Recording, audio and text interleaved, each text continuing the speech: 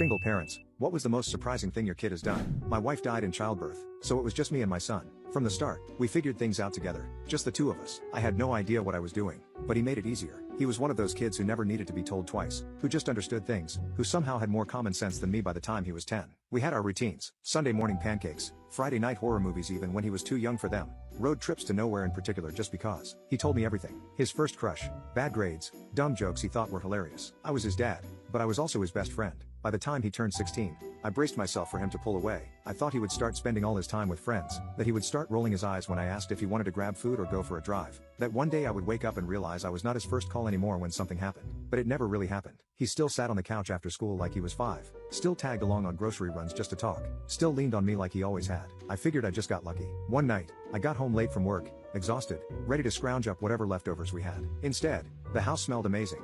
And when I walked into the kitchen, he was at the stove, plating up steak and mashed potatoes like it was nothing. He glanced over like this was a totally normal thing for a 16-year-old to do on a random weeknight. "Hey," he said, "you look dead this morning, so I figured you would be too tired to cook." I dropped my bag by the door, shaking my head. "Since when do you know how to make steak?" He shrugged, setting a plate down in front of me. "YouTube, you always make dinner. Figured I should do it at least once." I sat down and took a bite. It was perfect, better than mine. After we ate, I leaned back in my chair, full in content, feeling the exhaustion from the day start to lift. He was watching me, hesitant, like he was waiting for the right moment to say something. "What?" I asked. He hesitated, then rubbed the back of his neck. "I know you don't like talking about it, but I looked up college costs last week." I frowned, caught off guard. "Why?"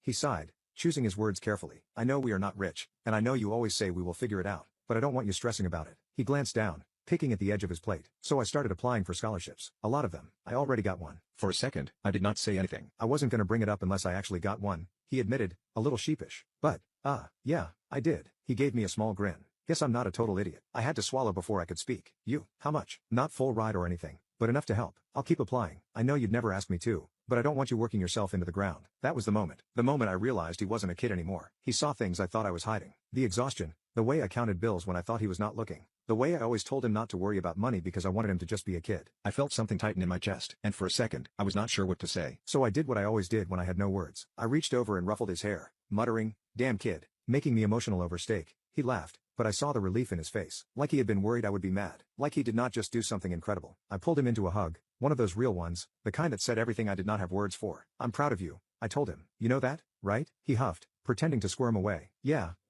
but he was smiling.